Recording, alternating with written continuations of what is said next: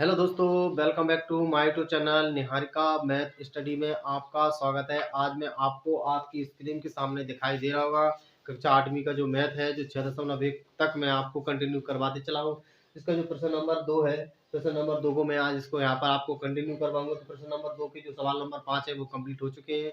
तो आप इस वीडियो के अंतर्गत आप सब जो इसकी जो मैथ की जो क्वेश्चन है वो आप देख सकते हैं। तो मेरा नाम अशोक प्रजापति है और निहारिका मैथ स्टडी जो चैनल है, इसके आधार पर आप तैयारी कर रहे होंगे, ऐसी मैं आपसे आशा कर रहा हूँ और आपको जो कंटेंट है वो अच्छा प्राप्त हो रहा होगा। ठीक है, तो चलिए वीडियो की शुरुआत करते हैं। आप वीडियो के अंत तक आप ज़रूर बने रहें और आप कहाँ से हो कमेंट में ज़रूर बताना, और जाते जाते लाइक और सब्सक्राइब करते जाइएगा ध्यान से। आप देखिएगा मैं आपको क्या समझाने का प्रयास कर रहा हूँ। तो देखिए प्रश्न नंबर दूसरा है, यहाँ से मैं आप लिख देता हूँ।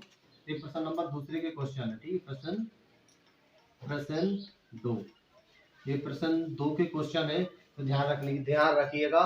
तो प्रश्न 2 के जो प्रश्न नंबर 5 दिया है उसको हम ध्यान से समझना है। तो इसको एक पूर्ण घन संख्या बनाना है, पूर्ण घन संख्या बनाना है। तो पूर्ण घन संख्या है या नहीं है, नहीं है तो बनाना है, किस प्रकार बनाएंगे। तो देखिए 100 की हम क्या करेंगे, 100 की हम क्या करेंगे, फैक्टर करेंगे। तो फैक्टर किस प्रकार करेंगे वो ध्यान से देखिएगा। 2 से कैसे कर देते, 2 5 से 10 हो जाएगा और 0 का 0 हो जाएगा। 2 से फिर कैसे करेंगे तो ये हो जाएगा 25, और 5 से कैंसिल कर देंगे तो 5 हो जाएगा, और 5 से फिर कैंसिल करेंगे तो 1 हो जाएगा। इस प्रकार हमारे फैक्टर क्या आ जाते हैं। तो 100 के जो फैक्टर आते हैं वो 2 और 2 और 5 और 5। अब देखिए ध्यान से, यहाँ पर 2 है, 2 तो यहाँ पर हम लिख देते हैं। ये तो पूरी तरह से है ही नहीं, तो लिखेंगे 100 एक पूर्ण घन संख्या नहीं है। ठीक है, यहाँ पर इस पर लिख देंगे कि पूर्ण संख्या ये तो है ही नहीं, क्योंकि इसमें 2 फैक्टर दोनों के बन ही नहीं रहे हैं, तो इसके दोनों फैक्टर नहीं हो सकते, तो ये है ही नहीं। ठीक है, और यही हमारा आंसर हो जाएगा। इसके बाद इसको बनाने के लिए क्या करना पड़ेगा, इसको बनाने के लिए क्या करना पड़ेगा कि इसमें यदि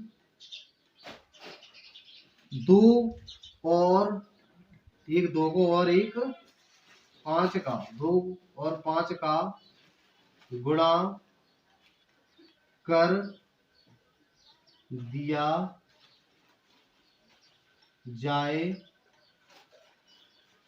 तो हमें पूर्ण घन संख्या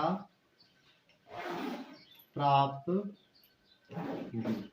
ठीक है, तो इस प्रकार हमें पूर्ण घन संख्या प्राप्त हो जाएगी। ठीक है, तो इस प्रकार इसको ये आंसर इसका हो जाएगा। इसके बाद इसको वो देखिए 68 600 को हम ध्यान से देखेंगे, तो 68 600 के फैक्टर करेंगे, तो आपको फैक्टर ध्यान से देखते चलना, इससे लंबा जाएगा फैक्टर।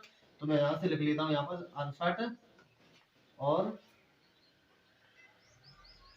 600। ठीक है, इसके बाद ऐसी लाइन खींचेंगे। अब ध्यान से देखिएगा, मैं इसको फैक्टर करते चल रहा हूँ। 2 से 5 2 3 6 हो जाएगा, 2 चौको आपका 8 हो जाएगा, और 2 3 फिर 6 हो जाएगा, और 0 0 हो जाएगा। इसके बाद ध्यान से देखिएगा, तो फिर 2 से फिर कैसे करेंगे, 2 एकम 2 हो जाएगा, और इसके बाद 2 7 14 हो जाएगा, और फिर 2 एकम 2 हो जाएगा, 2 5 10 हो जाएगा, और फिर 0 का 0 हो जाएगा। फिर इसके बाद 2 से फिर कैंसिल करेंगे, तो ये आ जाएगा 2 7 2 8 16 हो जाएगा, एक बचेगा, 2 5 10 हो जाएगा, फिर बचेगा 2 7 14 हो जाएगा, 2 5 10 हो जाएगा। इसके बाद ये कितने से कैंसिल हो रहा है, 3 से कैंसिल हो जाएगा शायद। ठीक है, 5 से कर देते हैं। ठीक है, 5 से कैंसिल कर देते हैं, तो ये 5 एकम 5, और इसके बाद 6 7 8 3 बचेंगे, तो 35 हो जाएगा, 5 7 35 हो जाएगा, 5 एकम 5, और 6 7 2 बचेंगे, तो 55 25 हो जाएगा। इसके बाद ये फिर 5 से कैंसिल हो जाएगा। ठीक है, 5 से फिर कैंसिल करेंगे तो कितना हो जाएगा, 5 3 15 हो जाएगा, 16 17 2 बचे तो 21 हो जाएगा, 5 6 को 20 हो जाएगा, फिर एक बचे तो 5 3 15 हो जाएगा। अब बचा 343। 343 किससे कैंसिल होगा, 3 से हो जाएगा, 3 से नहीं होगा, 7 से हो जाएगा। ठीक है, 7 से कैंसिल कर देते हैं, तो 7 से कैंसिल करेंगे तो जाएगा 7 चौको 28, 7 चौको 28 हो जाएगा, और 7 नम 63 हो जाएगा। ठीक है, इसके बाद फिर 7 से कैंसिल करेंगे तो 7 नम 7 7 49 हो जाएगा, तो 7 हो जाएगा। इसके बाद फिर 7 से कैंसिल कर देंगे तो आपका ये हो जाएगा। इस प्रकार ये फैक्टर आपके कंप्लीट हो जाते हैं। ठीक है, तो इतना आपको समझ में आया होगा, ऐसी मैं आपसे आशा कर रहा हूँ। तो चलिए इसकी फैक्टर कितने लिख लेते हैं, तो लिख लेते हैं 68 600 की जो फैक्टर आए वो क्या है, वो आए आपके 2 2 2, तो ध्यान से लिख लेना है, 2 2 और 2, और इसके बाद 7 7 7 7 7 और 7, और फिर इसके बाद लिखिए 5 और 5। देखिए ध्यान से मैंने थोड़ा इसको एग्जॉप करके लिख दिया, कोई दिक्कत नहीं है। तो इस प्रकार ये 2 जोड़ी कंप्लीट हो जाती है, लेकिन 5 की जोड़ी कंप्लीट नहीं हो रही है। तो हम लिखेंगे यहाँ पर 68 600 में यदि 7 का नहीं, 7 का नहीं, 5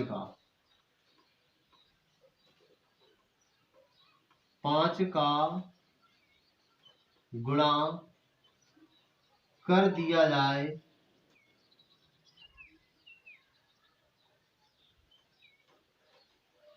तो हमें पूर्ण घन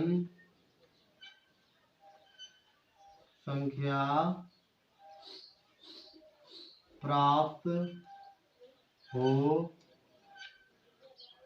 हो जाएगी, और यही हमारा आंसर हो जाएगा। ठीक है, तो आपको इतना अच्छा समझ में आया होगा, ऐसी मैं आपसे आशा कर रहा हूँ। तो चलते हैं, अब मैं इसकी नेक्स्ट वीडियो में लाऊंगा, इसी को और कंटिन्यू करवाऊंगा। तो मिलते हैं इसकी नेक्स्ट वीडियो में, तब तक के लिए धन्यवाद।